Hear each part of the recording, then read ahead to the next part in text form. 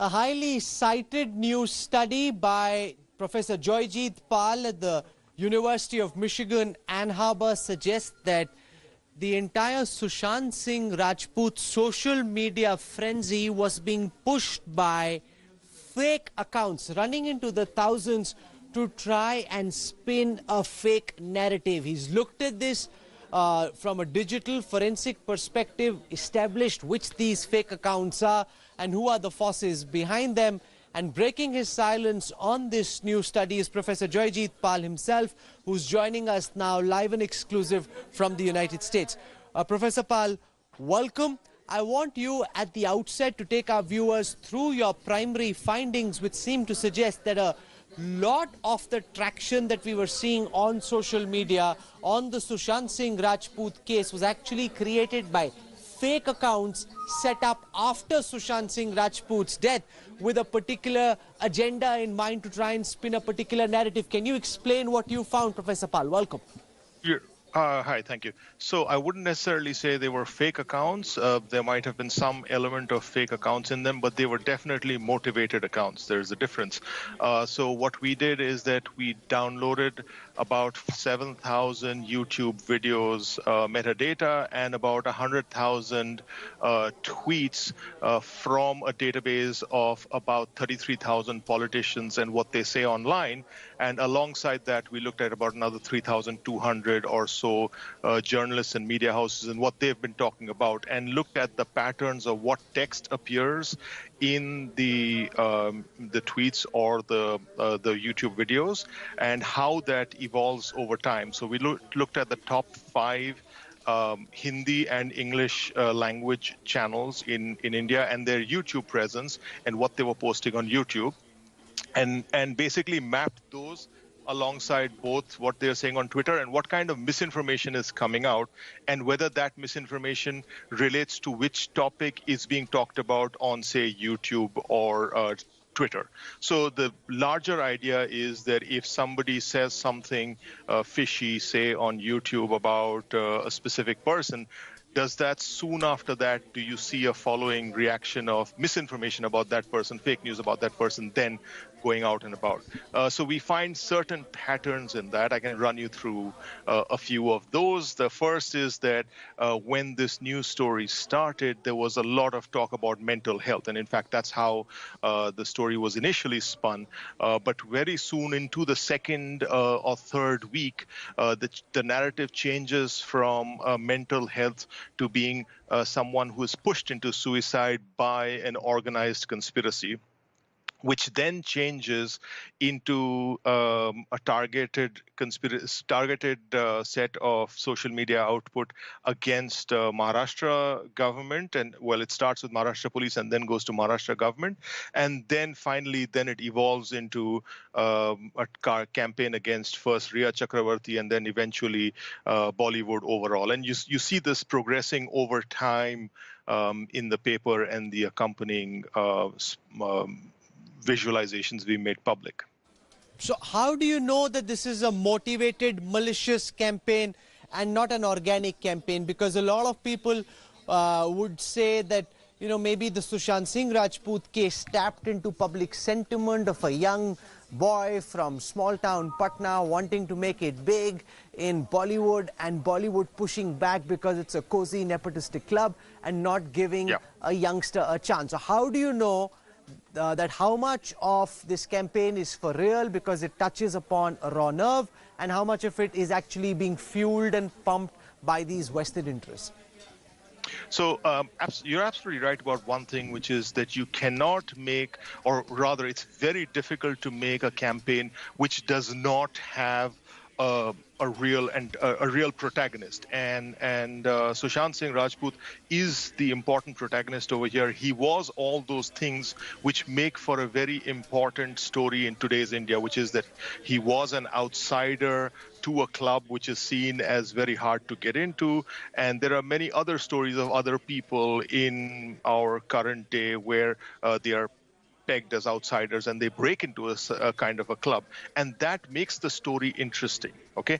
Now, the fact that that makes the story interesting, within that, what we see is that the data shows some very specific patterns about who talks about what. So, for instance, we find that Maharashtra police is much more targeted by BJP than any of the other parties. Now, you might say that that is simply because they're in opposition in the state, but still they're targeting the police. And you find that out of nowhere, there is suddenly a huge campaign around this hashtag baby penguin. Now, you might wonder, what has this got to do with this case?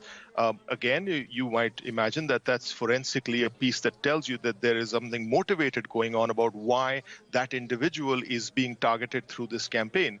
Likewise, you see that there is a very significant, statistically significant difference between how much one party talks about murder, the term murder, how often it uses the term murder as well as mystery versus other parties. Now, obviously, this could be organic, but I would say it's highly, highly unlikely at that scale of data for that to be organic.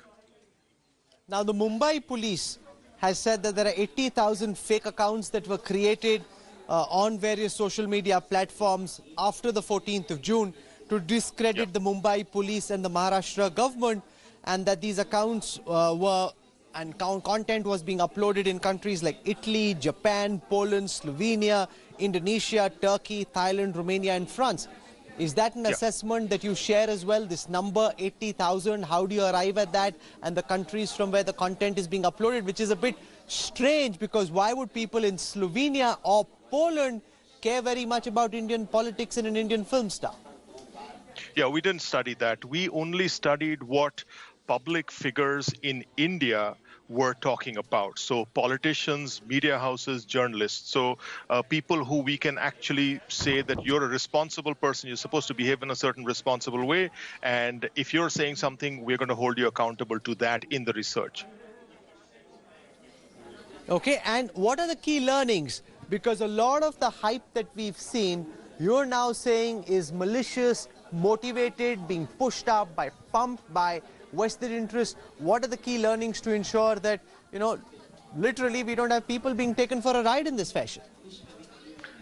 I mean, there is the problem is that the entire social media space has been so effectively weaponized that you can take any issue which has a sufficient amount of emotional drive and turn it into something which the entire nation is just glued to. Perhaps the most important finding that we have is when politicians or media houses talked about Sushant Singh Rajput, even when it was is something which is clearly an unsubstantiated fact, it got much higher retweet or engagement than when they talked about any other subject. And if you look at Republic TV and how it has performed through this crisis, it is done exceptionally well, and it actually has much higher clicks, for example, on its YouTube channel when it does talk about Sushant Singh Rajput. So there is this kind of two-way relationship, which we have to admit is there, whether or not there are these fake news accounts, that people are eating this up, and whether it's because they are at home and they're stuck at home because of COVID, or whether people have just been trained to consume data in a certain consume information in a certain way, whether it's like big boss then becomes this, where it's like a daily thing. Every period you see, every week, new characters are brought in. Okay, and this really has almost like a soap opera kind of style, where somebody you've never heard of, suddenly there is a YouTube video, that person, Sushant Singh Rajput. So, oh, well, is this person a new suspect? So there's this style of actually almost soap style television making, which has crept into mainstream media, which is what is, to me, the really concerning thing that we should be aware of. I mean, there's other things, like there are some specific politicians who engage in innuendo, like Subramaniam Swamy is a great example of something. He'll say something which is like, oh, this looks very suspicious, and just throw it out there. And once you say something like that, then that makes people wonder, well, is this really suspicious? And then people go off into a tangent, and news channels kind of live off that. So my bigger concern is... But it also creates, Professor Pal, an alternate reality, because there is 360-degree bombardment. It's not just what's on the so-called news channels, it's also what's appearing on their WhatsApp inbox, it's what appearing on their Facebook, their Twitter, their Instagram, their YouTube. And because it's 360 degrees, you almost start imagining that that alternate reality is the real reality, and the facts don't seem to matter because people just get consumed and start believing that alternate reality. Yeah, you're absolutely right.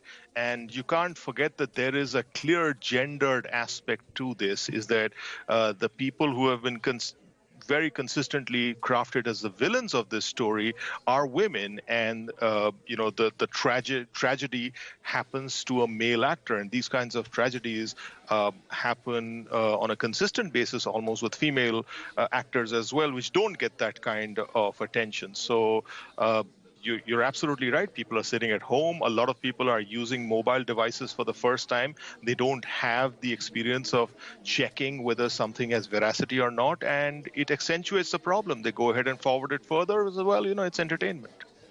No, but this echo chamber effect where you believe what you want to believe, and you believe especially those who talk the language you want to talk and don't want to deal with the inconvenient truth, is also being seen where you are in the United States in the presidential election. So I'm wondering whether in the space where you are speaking to all the academics and thinkers and intellectuals, what's the solution? How do fair-minded journalists, media organizations fight back? Because you can't have people living in an alternate reality, believing complete fiction and starting to disbelieve facts. I mean, there's two things that you, at least like the way I see things, the first part of it is that people really need to be trained from an early age to deal with misinformation. There was this IAS officer, Mir Muhammad Ali, in Kannur, I think, in North Kerala, who basically went from school to school and trained young people to look at a piece of information and say, well, is this fake or is this real? And you need to get that training from the time that you're young. And if you don't have the ability to critically question things from the get-go, you're much more amenable to being pushed one way or the other. And the other part of it is that there has to be a lot more of things which are forwarded as verified or not verified. Like when somebody sends you a message sent forth on WhatsApp, it's almost like, why is the interface not telling us that this comes from a reasonable source, a mainstream newspaper? I mean, the problem is that a lot of mainstream newspaper and television is also showing stuff which is kind of dodgy, but still, at least they are people who can be held responsible for what they're saying. So there has to be some element of news being visually verifiable at the moment that you see it in your WhatsApp or Twitter or wherever it is that you're looking at it. I'm glad you joined us. Thank you for taking out time and sharing your insights on this very important study, because the truth matters. The truth has to be at the center of our being as journalists, as media organizations.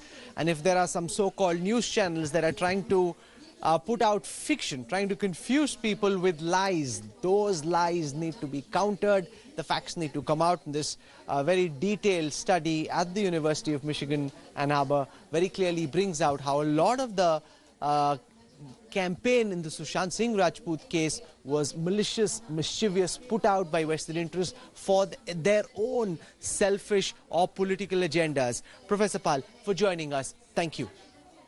Hi everyone, Preeti Chaudhary here. Hope you like this video. For latest news and analysis, like and subscribe to the India Today YouTube channel. And don't forget to press the bell icon to stay updated. Thank you for watching.